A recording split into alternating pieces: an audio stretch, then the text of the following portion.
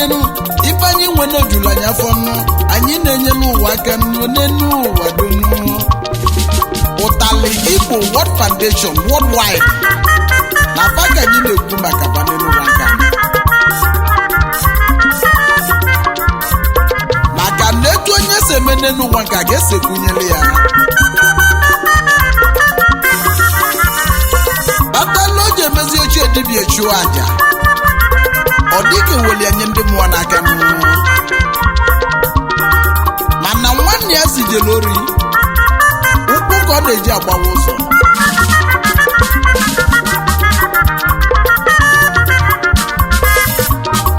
maka na onye nọ n'enu ụwa nke anọ na onye nọ n'anị na anya ka ọ na-enenye enu tupu o wefu onye nọ n'elu anya n'ụwa maka na ndị Itali anọdịgo n'enu ndị nọ n'anị na-enejezila anya n'elu ụwa nke anọ maka na nkwubazi na Chijioke nwe onye adala ekwubego mana ife ka anya mụ na afụ tupu nụ m ewe bido okwu ụtali Igbo worldwide nkwa ya anyị na-abịanụ yes sir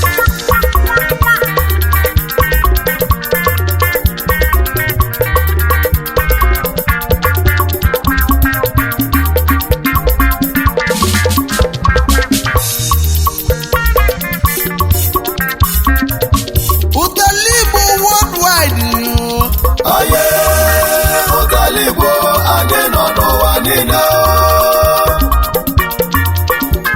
Aye, ụtali Igbo anyị nọ n'ụwa niile. Aye, ụtali Igbo anyị nọ n'ụwa niile. Aye, ụtali Igbo anyị nọ n'ụwa niile.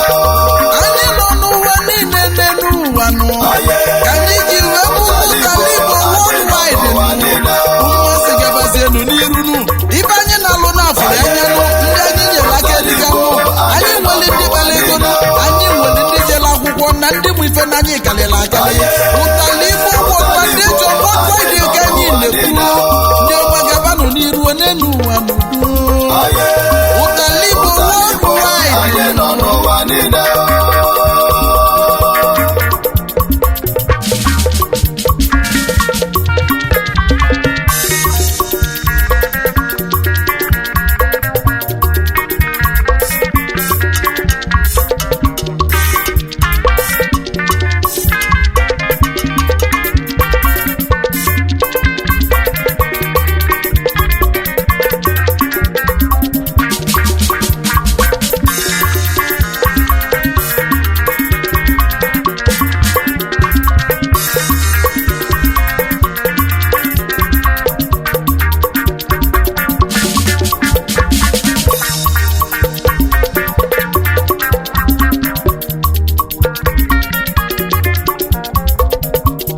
ebe ife na-adị ka ọ na-adị n'enu ụwa nụ ka njebezi ebe ego na-adịnụ ndị ụtali Igbo worldwide nụ kwadobala ego nụ wee na-enyela Igbo aka nụ na-enyela ndị mmadụ aka nụ onye n'ụwa n'udo ka njebezi ebe ego na-adịnụ regional president anyị nụ onye ọma chịrị ijebenụ maka na ọchịchị na ọ dị anyị mma n'obele nwa biko gaba n'iru nụ ọ bụ na isi agara n'elu uwe ogwurugwu amaghị onye ọma na anyị soghị n'azụ ochigbanụ high chief anọzie anekwe ezute mba ọgaranya bichilezi oke nkịta jisi anya ọgwụ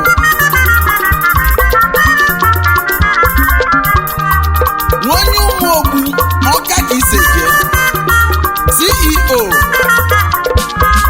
Victoria Exclusive Boutique obele nwa chiri ijebe na gịnụ na nyefere anya ọgaranya bichilezi obi go gaba n'irunu ezute mba odogwu onye ọma na nyefere n'azụ onye ọma n'ịdị mmanụ Vice President anyị onye ọma n'isokwa bilinu Honorable Emmanuel Okolie RMBC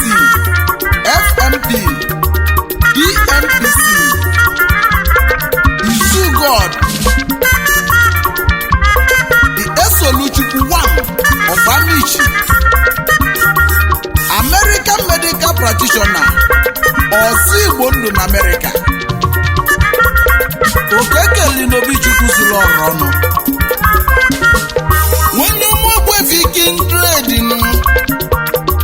na fụbamichi gị sejenu na ngị si onye isi anyị Chairman Constitutional Committee Member of Utali Board of Trustees onye ọma gaba n'iru na anyị so n'azụ CEO Zuxin World Conglomerate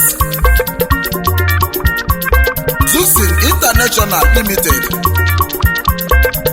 Keneli Modozi abụghị nnu nwanyị ọma Lady Chikodiri Anwụli Okoli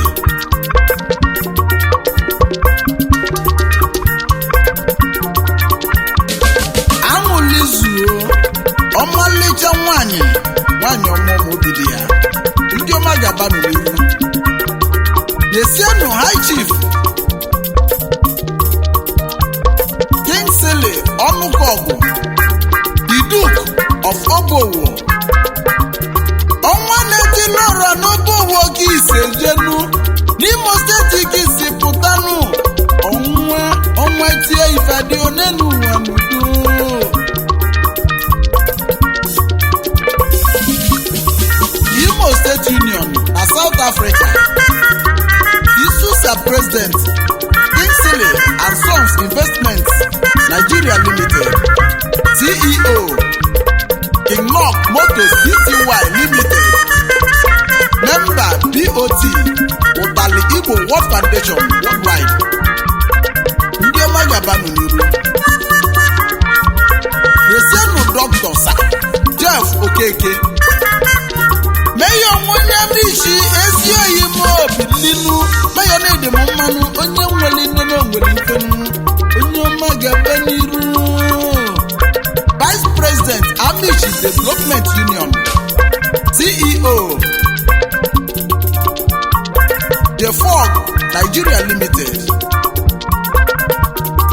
Grand Patron Utali Igbo Foundation Worldwide as Secretary VOT Yesienu Prof Lady Susan Obi Lady Susan Obi nwanyị mmalị mmabili nwanyị a na-ekili ekili aka na-edelu ụtala akwụkwọ onye ọma biko gaba n'iru n'onenu ụwa ebe Secretary bilinu onenu ụwa ọkwa Welfare Secretary Anambra State Union na UK United Kingdom na Ireland CEO Circle of Beauty Therapy Clinic na London nwanyị dịka achọrọ ọ pụrụ iche nwanyị ọma ndị ọma gabanụ n'iru Chief Ikenna Obiesie onye ọma biko obiliru Akụihe nwata egwu Nwannamishi Member BOT was one Utali Igbo Foundation Worldwide Member Constitution Committee nke ndị Utali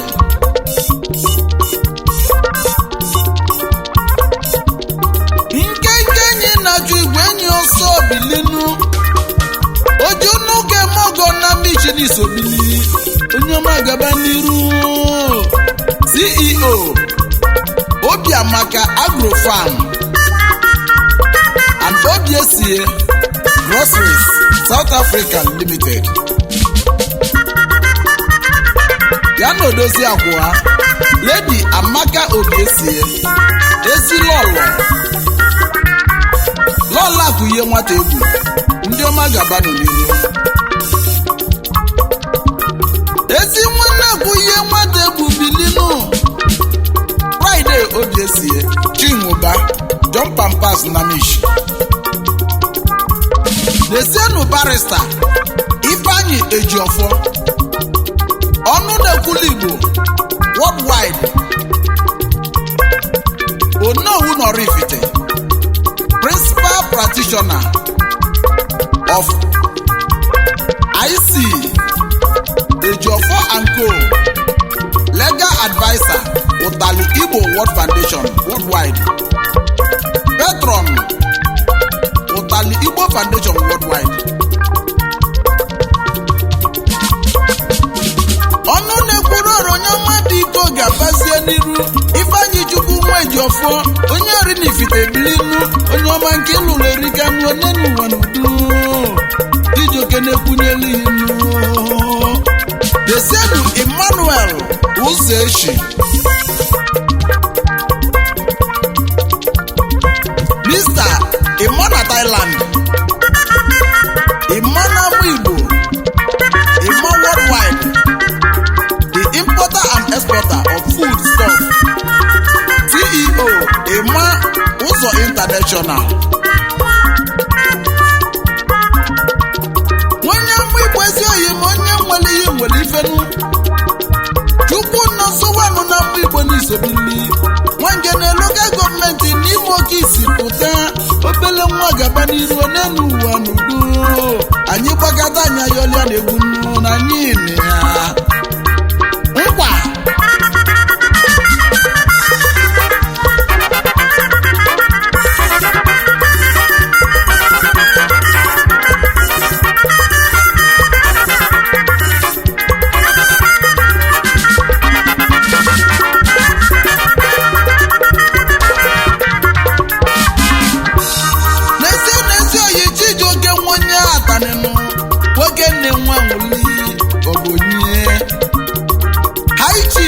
Ekenedu Ajọkụ, Utali Jesus 1, onye Amozari na mba no local government Igbo Kejene, Founder Utali Igbo Foundation Worldwide, Chairman BOT of Utali Igbo Foundation Worldwide, CEO Utali Bottled Water na South Africa, Utali Restaurant and Utali Pharmacy. Obele Nwachukwu goziri agozi ezi oyima. Utali Jesus obele nwa gaba n'iru na Chijioke na-ekwunyeli. Onye ọma na-enibele odogwu, onye nwere ino nwere ife n'onu ụwa mmụọ.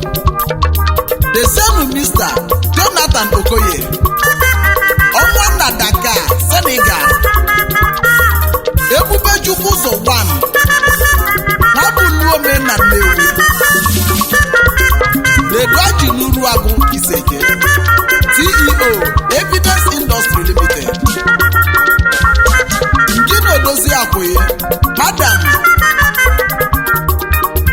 Cecilia Ujunwa Okoye, Eze Nwanyị, Ada Nkano, CEO Million Willow Family Worldwide, CEO Genjo Fashion and Designer Base in Dakar, Senegal. Ndị ọma gaba n'Igbo na Chijioke na-ekwunyere ụlọ na ndị Utali Igbo Foundation Worldwide na fada anyị na-ekwu maka egwu ọma ka anyị na-etili ụmụ ibe maka enyeke onye dịka esi enye ya ife n'ụwa. Martin Obi nwa bilinu Moko na Gambia, CEO Moko Ventures. Na Noah Village na Niocha Kise Jenu na Gulu Kisi Bia, obele nwa bido gaba n'iru. Esi onye yika nne, obili n'ibia. Onye ọma gaba n'iru onye n'ụwa n'udo. Patron Disciplinary Committee Utali Igbo Foundation Worldwide, the same High Chief Prince Chekwube Chukwu si Esakolo Nwadike Nọsụ ifito kwa ka ise je mma ejiri gbuo agwụ 1 Imo State. Ude asụrụ na mba bụ enụ na mba Igbo land niile.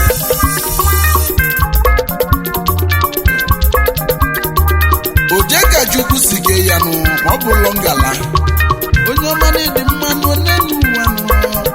Onye nwere ihe nọ nwere ife nụ. CEO Esakolo Global Motors Nigeria. Ndị ọma gaba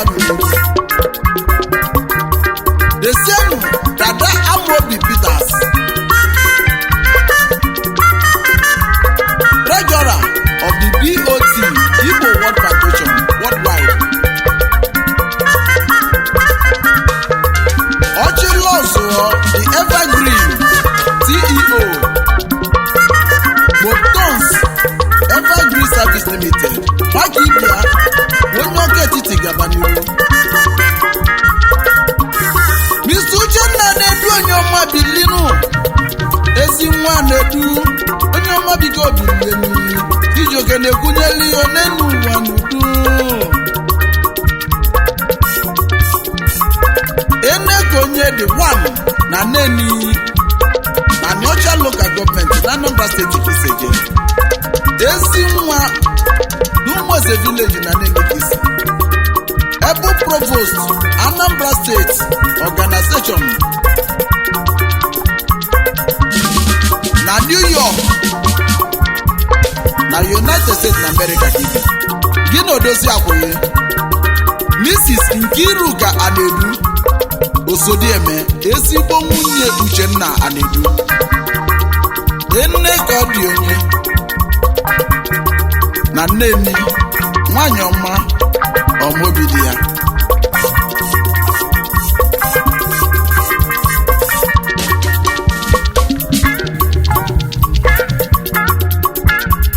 Desienu Chief Chika Pius Ayalibe the tallest man n'Ụtalị Igbo Foundation Worldwide Agụchi ụmụ 1 na Agụlụ 2 in 1 na Nise CEO Ayalibe and Sons Chairman Think Tank Ụtalị Igbo World Foundation Worldwide na Fakani na-ekwu maka fa Ichie Ikechukwu Ayalibe based on Israel Akwụkwesịlị 1 na Nise Dental Ike na Lagos State Chairman Managing Director Acme International Limited ya na Odozi Akwụ Lọlọ Ugochi Ayalibe Ugodi ya Osodieme Akwụ 1 na Nise